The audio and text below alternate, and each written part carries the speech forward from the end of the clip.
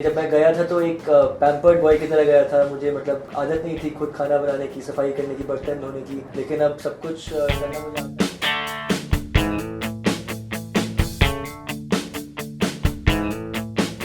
है। Actually mix feeling है क्योंकि वो भी एक तरह से घर ही था, बिग बॉस का जो घर था। और एंड में तो ऐसे ऐसे लग रहा था कि 105 दिन का शो है, लेकिन एक बारी पहले 120 दिन का हुआ था, एक्सटेंड हुआ था।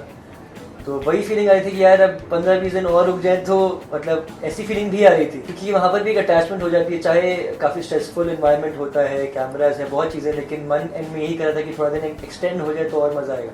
तो जब बाहर आ गया हूँ तो चीज़ें मिस भी कर रहा हूँ क्योंकि 102 दिन मैंने स्पेंड किया वहाँ पे, 15th वीक में पहुँच गया था। बस 2 दिन दूर था और फिनाले से, लेकिन हाँ फिनाले के लिए फिर से जा रहे हैं तो इतना नहीं लगा कि कभी एक बार फिर से मैं जाने वाला हूँ 2 दिन बाद। हाँ जीतना तो चाहता था लेकिन नहीं जीत पाया, तब भी कोई बात नहीं। 15th वीक तक पहुँचा, काफ़ी कुछ अचीव किया। 102 दिन भी बहुत होते हैं, एक्चुअली बहुत होते हैं 100 दिन, मतलब 1-2 साल के बराबर है मिनिमम 102 दिन, क्योंकि वहाँ पे कुछ भी नहीं है, ना फ़ोन, ना फ्रेंड्स, ना फैमिली, कुछ भी नहीं है। जब मैं गया था तो एक पैम्पर्ड बॉय की तरह गया था। मुझे मतलब कि आदत नहीं थी खुद खाना बनाने की, सफाई करने की, बर्तन धोने की, लेकिन अब सब कुछ करना मुझे आता है। मैं खाना भी बना सकता हूँ और सफाई भी कर सकता हूँ, सब कुछ कर सकता हूँ। और काफ़ी पेशेंस मुझ में आई है, मुझे लगता है इन 102 दिन के बाद, और थोड़ा मैच्योर भी बिहेव कर रहा हूँ, मुझे अपने आप में ऐसा लग रहा है। Let's see.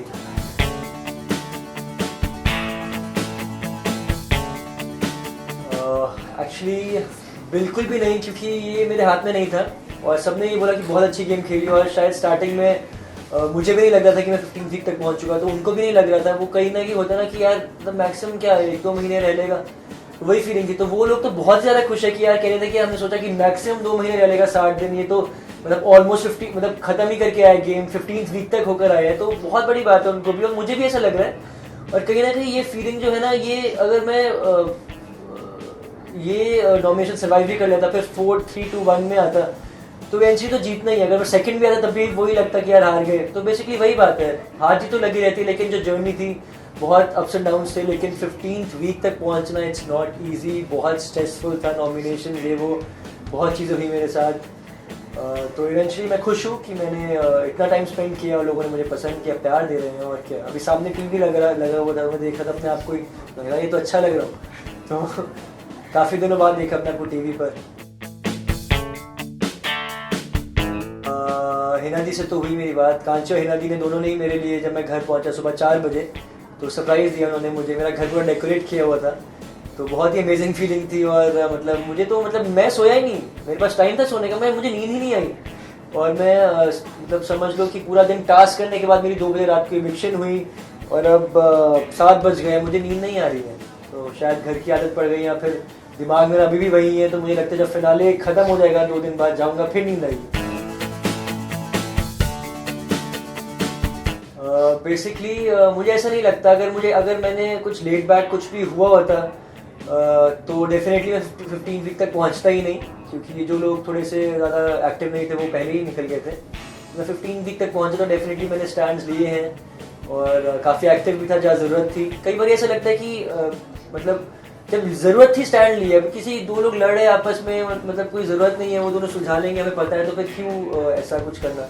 और जहाँ जहाँ ज़रूरत पड़ी मैंने स्टैंड लिया, अपने लिए भी, अपने दोस्तों के लिए भी, अपनी टीम के लिए भी। मैंने स्टार्टिंग में लड़ा हूँ अकेले सबसे, तो आई थिंक मैंने किया है। और जहाँ पर ज़रूरत नहीं थी तो फिर ऐसा लगा लोगों को कि ठंडा पड़ गया, लेकिन आई थिंक ऐसे ही होता है, आप सारा टाइम थोड़ी ना चार्ज अप रहोगे।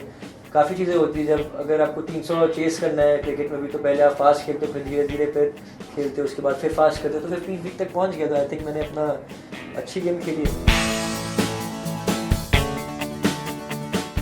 सलमान सर का एक्चुअली रिएक्शन था ही नहीं, क्योंकि मेरी तो मिडनाइट एविक्शन हुई है और मेरी कल रात को 2 बजे एविक्शन हुई है और सलमान सर तो ऑब्वियसली अवेलेबल नहीं थे।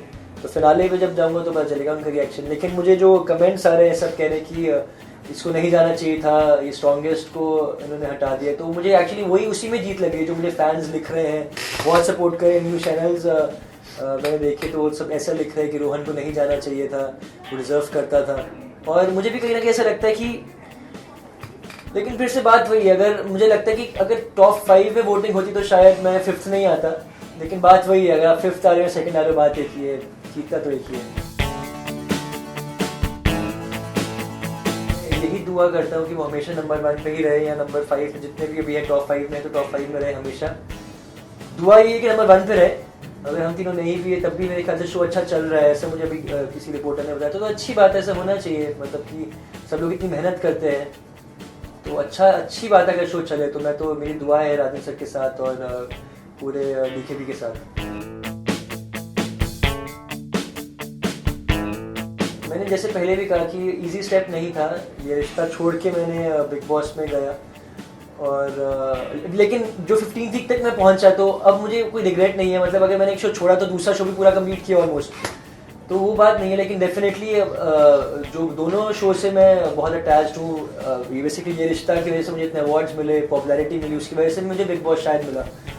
तो ये सब चीज़ें इंटरकनेक्टेड होती है। बिग बॉस की वजह से शायद कुछ और मिल जाए, तो वो ऐसे ये लाइफ तो चलती रहती है, हमें आगे बढ़ना चाहिए, मूव ऑन करना चाहिए। हम डेफिनेटली सब अच्छा हुआ अभी तक, सब लोग प्रेस कर रहे हैं, अभी बाहर निकल के तो डेफिनेटली आगे भी अच्छा ही होगा।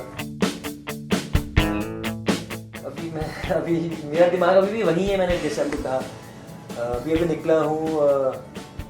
तो प्लानिंग तो अभी यार, प्लानिंग एक्चुअली इस फील्ड में ज़्यादा चलती भी नहीं है। हाँ मतलब मुझे कॉल्स मैं एक्सपेक्ट कर रहा हूँ कि मुझे आए, तो मैं उस हिसाब से रिस्पॉन्ड करूँ। जैसे कॉल्स आएंगे उस हिसाब से मुझे शोज़ मिलेंगे, तो मैं फिर शोज़ या मूवीज़ जो भी मिलेगी, तो ऑब्वियसली कोई भी काम छोटा बड़ा नहीं होता, अच्छा काम होगा, अगर मैं उसमें खुश होऊंगा तो डेफिनेटली मैं वो करूँगा। बाकी से कुछ खास फ्रेंडशिप थी नहीं शुरू से, कोशिश की मैंने, पर कभी मतलब उसकी तरफ से भी कोई इतना वो पॉजिटिव आया नहीं। और जबकि बात भी हुई थी कि मैंने उसे डिस्कस भी किया था, मैंने कहा बानी आपको क्या लगता है कि जब हमारी बात क्यों नहीं होती, तो उसके पास कुछ आंसर नहीं था। तो मैंने कहा आपने कभी नोटिस किया कि हमेशा मैं आपके पास बात करने के लिए आता हूँ? उसने बोला हाँ।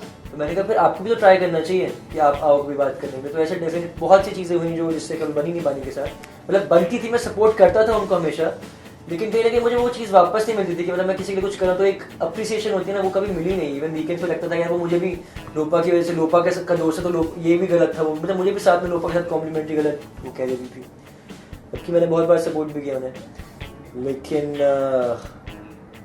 रही बात लोपा की, तो जो 3 महीने थे वो मेरे ख्याल से 1-1.5 साल के बराबर तो मिनिमम थे, इतना जो हमने टाइम स्पेंड किया। बाहर आप किसी 24 घंटे में अंदर उसके साथ था, बाहर इतना ही टाइम आप 1.5-2 साल में इतना टाइम स्पेंड करते, तो वो एक बॉन्ड बना है। डेफिनेटली ज़िंदगी भर रहना चाहिए, मेरे हिसाब से तो रहेगा, मेरी तरफ से तो 100% रहेगा। Thank you so much for loving me fans and friends, और आपने मुझे इतना सपोर्ट किया, इतना वोट्स दिए मुझे, आपने मुझे समझा, और क्या किसी को चाहिए यार। 15 वीक तक आपने मुझे पहुंचा दिया, मैं बहुत खुश हूँ। और आगे भी मुझे सपोर्ट करते रहिए, मुझे मेरे साथ रहिए, मैं आपको एंटरटेन करता रहूँगा।